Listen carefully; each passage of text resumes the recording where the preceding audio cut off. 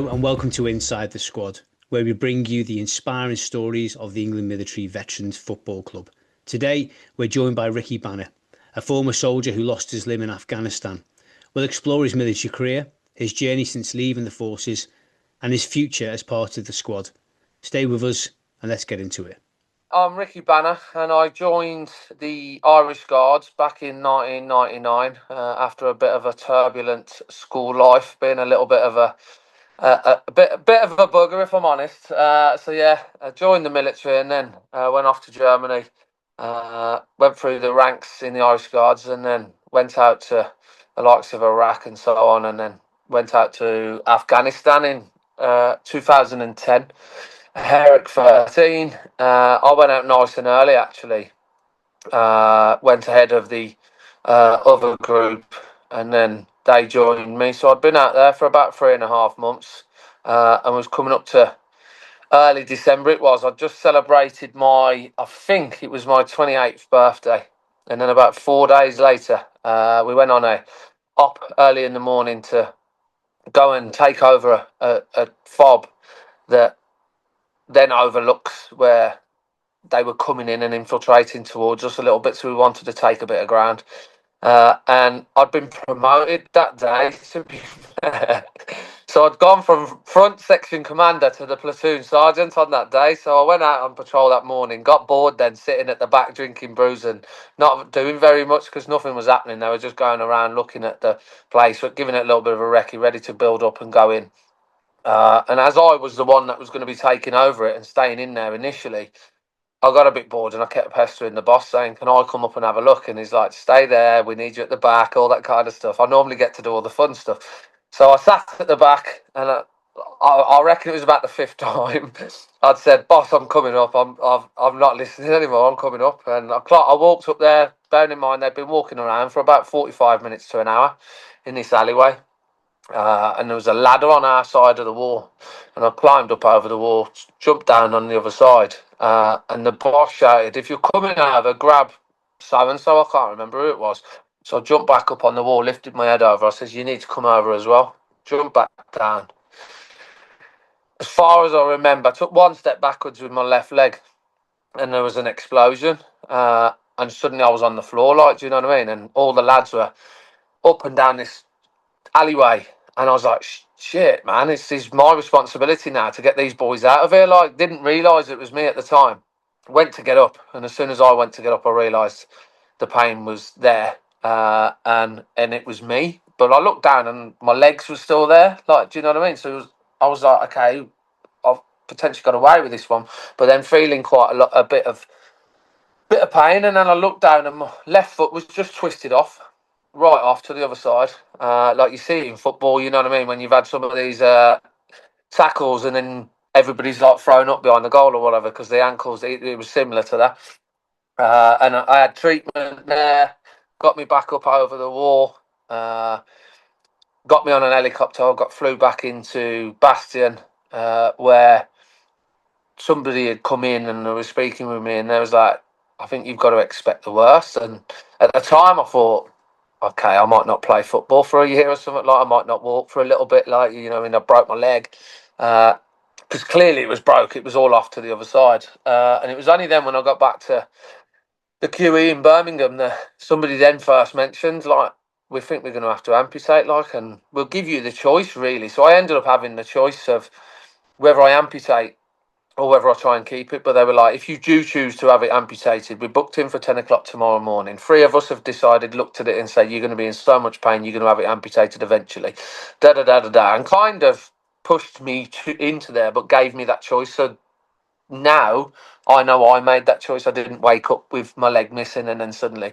So yeah, I ended up electing amputation on, I think it was the 14th of December 2010. I elected to have it amputated, and then I'd spent the next few months at home, struggling, thinking that was it, life's over, never going to be able to do anything normal, like I've got a limb missing, all of the above. And then in February I went over to Headley Court, is where they do all like the rehabilitation and all that, and I had only walked down one corridor. and I looked through a slot in the window, like in a gym. Do you know, in the glass piece, like you look through there, and I can see a geezer that's got no legs right up to like the waist, and arm missing, and he's dragging himself across the floor, beasting himself, and then pulling a rope machine, and then going again, and then doing some shoulder press or whatever. And I suddenly just went, "Oh God, I ain't that bad." Like, you know what I mean?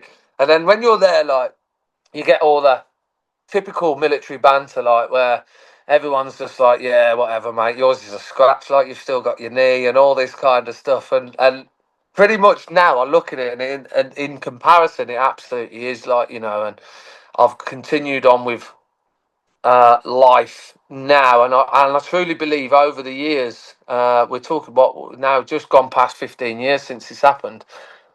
I've done more now, I reckon, than I'd have ever have done. If I'd have kept me both legs, because it's kind of pushed me to go prove I can keep still doing it. Currently now I compete in fitness racing, thing called Hybrid Fitness, where in June last year I finished second in the world in my category, the lower limb adaptive category. And again, I'd have been nowhere near that sport potentially if it hadn't have been for my injury.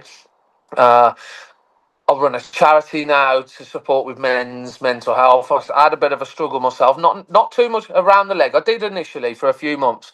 I had a bit of a mental health low. Hit a bit of depression just before I hit Headley Court, which then picked me up. And you couldn't help me being picked up by the amazing lads that was down there and going through what they were going through in comparison to what I was.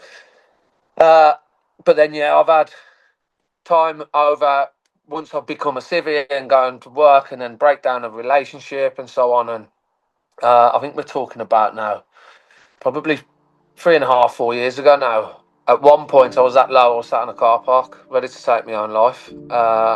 And yeah, I didn't want to be here. I didn't want to carry on. I didn't see why, you know what I mean, and all of this kind of stuff. And then I found sport again and playing football here and there, you know what I mean, and going, I can still hold my own here with people with two legs, like, you know what I mean. And then finding obviously Hyrox, and I did a charity boxing match where I went up to Birmingham and ended up winning that night as well. I can't box eggs if I'm honest, but I ended up winning there.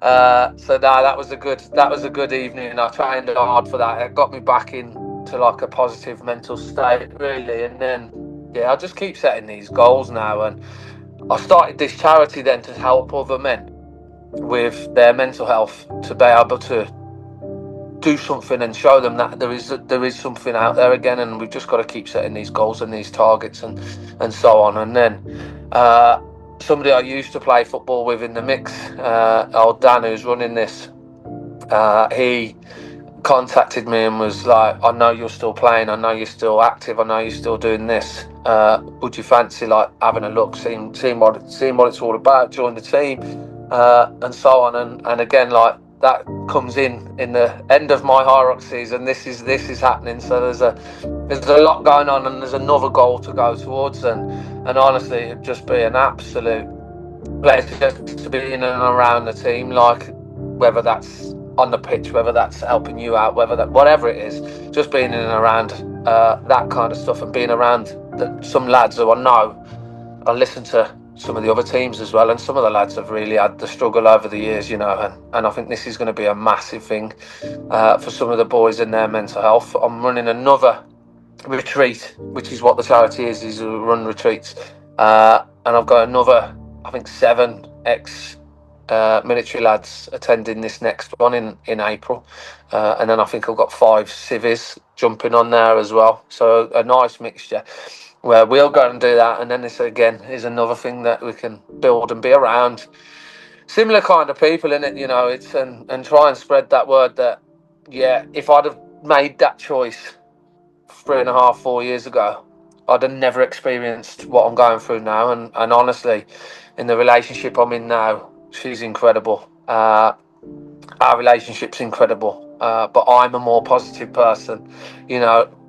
So I'm just in a great place, and I ain't silly enough that I know it's going to hit a low again, you know. But I'm ready and I'm there, and I know we can continue obviously going from there. So hopefully being in and around all of this, that can kind of spread that word as well. But yeah, that's it's amazing to be on board, and literally, if I can get on that pitch, I know I've even put it on there, like I've put keeper or something, I've put it up front or whatever. I'd like, do you know what I mean? Just being a part of it, man, would just be fantastic. If I get to step on a pitch, I get to step on a pitch. But obviously, there's lads out there with more limbs than me that might be a little bit quicker. But I'll put them to the test, no doubt.